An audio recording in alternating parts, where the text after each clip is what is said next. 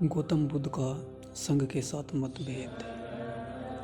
सिद्धार्थ को शाक्य संघ का सदस्य बने हुए 8 वर्ष व्यतीत हो चुके थे।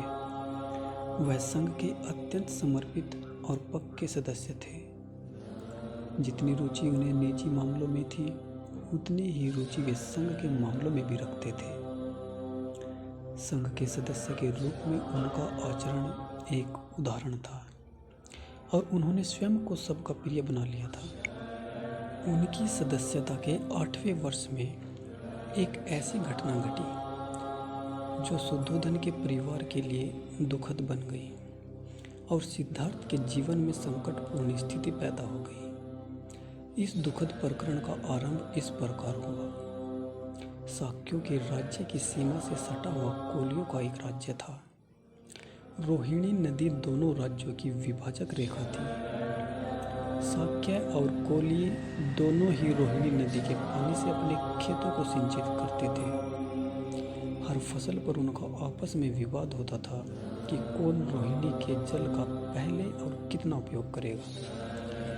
यह विवाद कभी कभी झगड़ों में बदल जाता और झगड़े लड़ाइयों में। जिस वर्ष में सिद्धार्थ की आयु 28 वर्ष की थी, उस वर्ष रोहिणी के पानी को लेकर शाक्यों के नौकरों और कोलियों के नौकरों के बीच एक बड़ा झगड़ा हो गया, जिसमें दोनों ओर के लोग घायल हुए।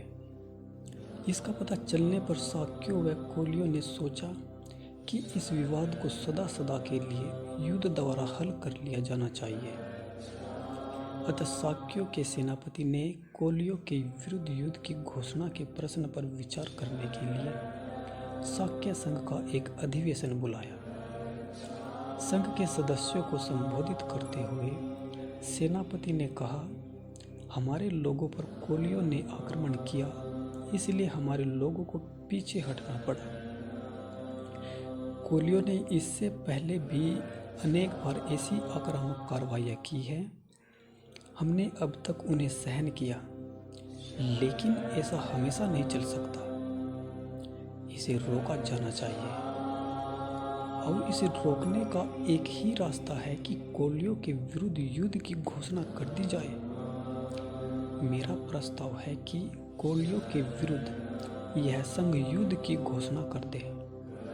जो विरोध करना चाहे वे बोले।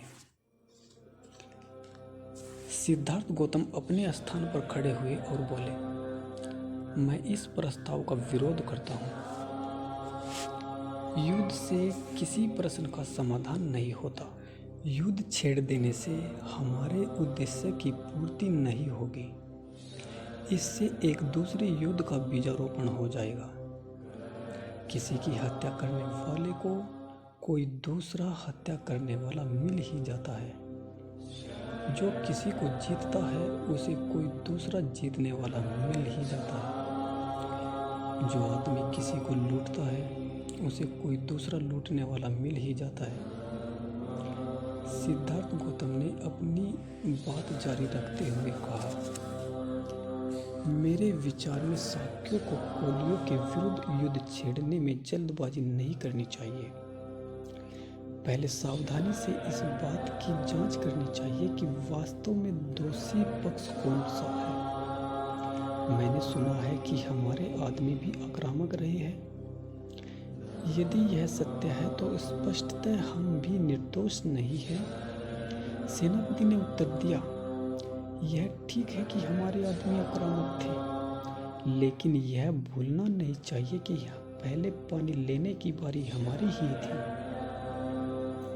सिद्धार्थ गौतम ने कहा, इससे स्पष्ट है कि हम भी सर्वथा दोषमुक्त नहीं हैं। इसीलिए मेरा प्रस्ताव है कि हम अपने में से 2 आदमी चुनें और कोलियों से भी कहा जाए कि वे भी अपने में से 2 आदमी चुनें और फिर ये चारों मिलकर एक 5वां आदमी चुनें। ये 5 आदमी मिलकर झगड़े का समाधान करें। सिद्धार्थ गौतम ने संशोधन हेतु जो प्रस्ताव रखा, उसका विधिवत समर्थन हो गया, किंतु सेनापति ने संशोधन का विरोध किया और कहा, मुझे विश्वास है कि जब तक कोलियों को कठोर दंड नहीं दिया जाता, तब तक उनका यह संत्रास समाप्त नहीं होगा। अतः प्रस्ताव और संशोधन पर मत लेना आवश्यक हो गया। पहले सिद्धार्थ के संशोधन का प्रस्ताव ही मत के लिए प्रस्तुत हुआ, वह बहुमत से अमान्य हो गया। तब सेनापति ने स्वयं अपने प्रस्ताव पर मत मांगे। सिद्धार्थ गौतम ने फिर खड़े होकर विरोध किया। उसने कहा, मेरा संघ से निवेदन है कि इस प्रस्ताव को स्वीकार न किया जाए। शाक्य और कोल्य निकट संबंधी है, यह बुद्धिमानी नहीं है कि वे एक दूसरे को बर्बाद करें। सेनापति ने सिद्धार्थ गौतम के तर्क का विरोध किया। उसने इस बात पर जोर दिया कि युद्ध में क्षत्रियों के लिए कोई अपने पराये का भेद नहीं किया जा सकता। उन्हें राज्य के हित में अपने सगे भाइयों से भी लड़ना होगा। बलि कर्म ब्राह्मणों का कर्तव्य है, युद्ध करना क्षत्रियों का कर्तव्य है, व्यापार करना वैश्यों का कर्तव्य है और सेवा करना शूद्रों का कर्तव्य है। हर वर्ग को अपना अपना कर्तव्य निभाने में भी पुण्य है। शास्त्रों की ऐसी ही आज्ञा है। सिद्धार्थ ने उत्तर दिया, जहाँ तक मैं समझता हूँ, धर्म तो इस बात को मानने में है कि वैर से वैर कभी शांत नहीं होता। यह केवल अवैर प्रेम से ही शांत हो सकता है। सेनापति अधीर हो उठा और बोला, इस दार्शनिक शास्त्रार्थ में पढ़ना बेकार है। स्पष्ट बात तो यह है कि सिद्धार्थ को मेरा प्रस्ताव अमान्य है।